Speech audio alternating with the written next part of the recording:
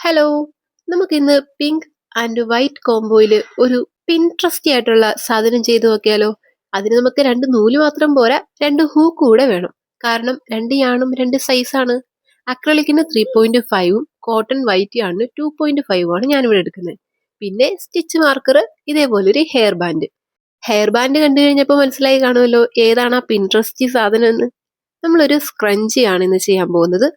First ഇതേപോലെ ഒരു slip not ചെയ്തതിന് ശേഷമാണ് നമ്മൾ യാണും നമ്മുടെ ഈ ഒരു ഹെയർ ബാൻഡും തമ്മിൽ കണക്ട് ചെയ്യുന്നത്.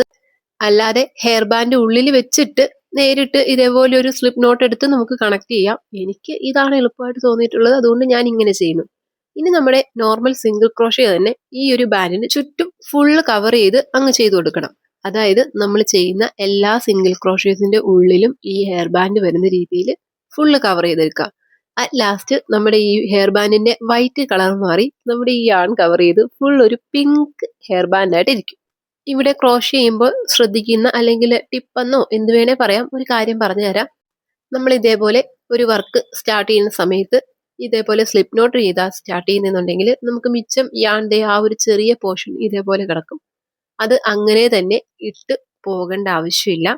പിന്നീട് നമ്മൾ വർക്ക് കഴിയുമ്പോൾ ഹൈഡ് ചെയ്യാൻ നിൽക്കണം. അതിനേക്കാൾ നല്ലത് നമ്മളത് ചെയ്തു പോകുമ്പോൾ അതിനുള്ളിലേക്ക് കയറ്റി വെച്ച് അങ്ങ് ഹൈഡ് ചെയ്ത് പോയാൽ പിന്നീട് അത് വീണ്ടും ചെയ്യേണ്ട ആവശ്യമില്ലല്ലോ. സോ അതും കൂടെ ഹൈഡ് ചെയ്ത് വെച്ചുകൊണ്ട് നമ്മുടെ ആ ഒരു വർക്ക് കണ്ടിന്യൂ ചെയ്തു പോവുക. അതായത് നമ്മൾ ചെയ്തു വരുന്ന സിംഗിൾ ക്രോഷ്യത്തിന് അകത്ത് തന്നെ ഈ ഒരു ചെറിയ യാണൂടെ കയറ്റി വെച്ച് ചെയ്തു പോവുക. അറ്റ് ലാസ്റ്റ് നമുക്കിത് ഇങ്ങനെയാണ് കിട്ടുക. അറ്റ് ലാസ്റ്റ് ഇതേപോലെ ഫസ്റ്റ് ചെയ്ത സിംഗിൾ ക്രോഷ്യ ആയിട്ട് ഒന്ന് സ്ലിപ്പ് സ്റ്റിച്ച് ചെയ്ത് നമ്മൾ ക്ലോസ് ചെയ്യുക ആ ഒരു റൗണ്ട്. Then second round. ഈ റൗണ്ടിലാണ് നമ്മൾ ഈ സ്ക്രഞ്ചി എന്ന് വിളിക്കുന്നതിന് അതിങ്ങനെ ഗുളുഗുളു പോലെ കിടക്കില്ലേ, അതായത് ഇങ്ങനെ ഒരു വേവ് പോലെ ഇങ്ങനെ തളർന്ന് ആ ഒരു പോർഷൻ വരുന്നത് നമ്മുടെ ഈ സെക്കൻഡ് റൗണ്ടിലാണ്.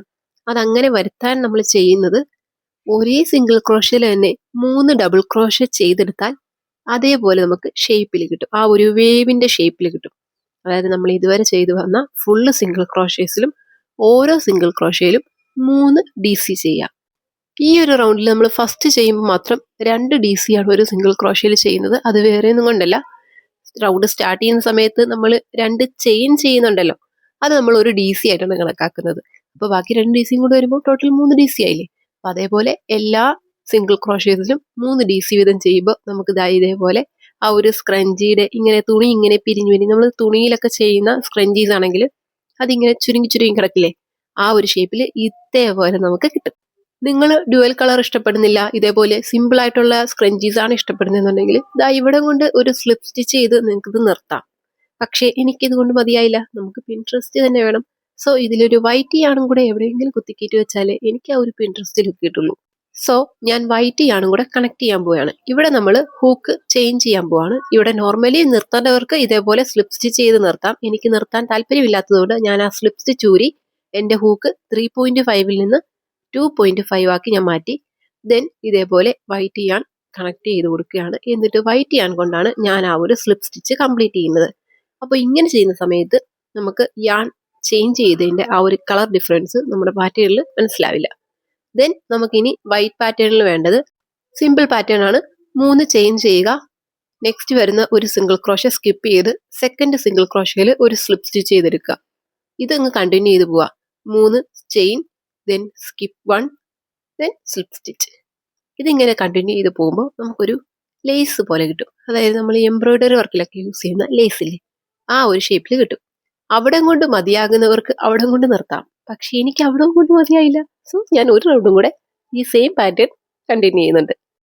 പിന്നെ ഇതേപോലെ ക്രോഷ്യ ആക്സസറീസ്, ഹെയർ ആക്സസറീസ് ഒക്കെ വേണ്ടുന്നവരാണെങ്കിൽ നമുക്ക് ഇൻസ്റ്റഗ്രാമിൽ മെസ്സേജ് ചെയ്ത് കഴിഞ്ഞാൽ നമ്മൾ പേഴ്സണലൈസ് ആയിട്ട് കസ്റ്റം വർക്കുകൾ ചെയ്തു തരുന്നതായിരിക്കും.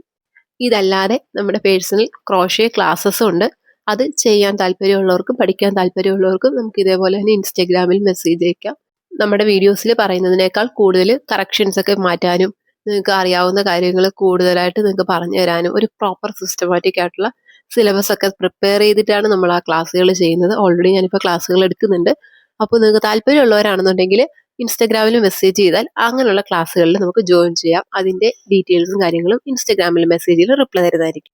ഇതാണ് നമ്മുടെ സിലബസ്. ഈ സിലബസ് അനുസരിച്ചാണ് നമ്മൾ ക്ലാസ് എടുക്കുന്നത്. ദെൻ ഈ ഒരു ക്ലാസ്സിന്റെ ഫീ വരുന്നത് നമുക്ക് എത്ര ദിവസം കൊണ്ടുള്ള ക്ലാസ് ആണ് എന്നതിന് അടിസ്ഥാനമാക്കിയിട്ടായിരിക്കും ഇതിന്റെ ഫീ നമ്മൾ തീരുമാനിക്കുന്നത്. അപ്പൊ നമ്മുടെ ആ ഒരു റൗണ്ട് കഴിഞ്ഞിട്ടുണ്ട്.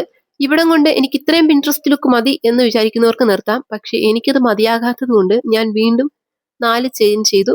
ഇനി നമ്മൾ ആദ്യം ചെയ്ത ആ ഒരു ചെയിൻ ചെയ്ത സ്പേസിലെ ആ ചെയിൻ സ്പേസിലേക്ക് ഒരു സ്ലിപ്പ് സ്റ്റിച്ച് ചെയ്ത് കൊടുക്കുക. ദെൻ എഗെയിൻ 4 ചെയിൻ ആ ഒരു ചെയിൻ സ്പേസിലേക്ക് കയറ്റി സ്ലിപ്പ് സ്റ്റിച്ച് ചെയ്യുക. ഇങ്ങനെ ഫുൾ ആ ഒരു റൗണ്ട് ഞാൻ കംപ്ലീറ്റ് ചെയ്യപ്പോഴാണ് എനിക്ക് നല്ല അടിപൊളിയായിട്ടുള്ള ഫുൾ സാറ്റിസ്ഫാക്ഷൻ കിട്ടിയ ഒരു ഔട്ട്പുട്ട് കിട്ടിയത്. സോ ക്രോഷ് ചെയ്യുന്നവരോട് എനിക്ക് ഒന്നേ പറയാനുള്ളൂ, നമ്മൾ ചെയ്യുന്ന പാറ്റേൺ അതേപടി ചെയ്ത് വെച്ച് ആ ഒരു സാറ്റിസ്ഫാക്ഷൻ കിട്ടിയില്ലെങ്കിൽ ദയവായിട്ട് നിങ്ങൾ ആ ഒരു വർക്ക് കംപ്ലീറ്റ് ചെയ്ത് നിർത്തരുത്. നിങ്ങൾക്ക് ഏതൊരു റൗണ്ട് ചെയ്ത് തീർക്കുമ്പോഴാണ് സാറ്റിസ്ഫാക്ഷൻ കിട്ടുന്നത്, അതിനനുസരിച്ച് നിങ്ങൾക്ക് പാറ്റേണിൽ മാറ്റങ്ങൾ വരുത്താം നല്ലതാണെന്ന് തോന്നിയാൽ.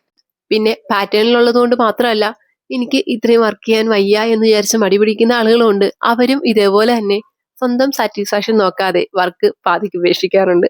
സോ അങ്ങനെയുള്ളവരോട് കൂടിയാണ് ദയവ് ചെയ്ത് നിങ്ങൾക്ക് സാറ്റിസ്ഫാക്ഷൻ കിട്ടുന്നത് എവിടെ വെച്ചിട്ടാണോ അവിടെ വെച്ച് റൗണ്ട് കട്ട് ചെയ്യാം അല്ലെങ്കിൽ റൗണ്ട് കൂട്ടാം. സോ അതിനനുസരിച്ച് നിങ്ങളുടെ മനസ്സിന് വേണ്ടി വർക്ക് ചെയ്യുക, അത്രേ ഉള്ളൂ.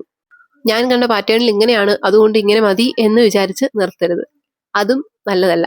നിങ്ങൾക്ക് എന്തെങ്കിലും മാറ്റങ്ങൾ വരുത്താൻ പറ്റുമെങ്കിൽ അത് നിങ്ങളുടെ ക്രോഷെയറിൽ കൂടുതൽ ഇമ്പ്രൂവ്മെന്റ്സ് ഉണ്ടാക്കിയുള്ളൂ.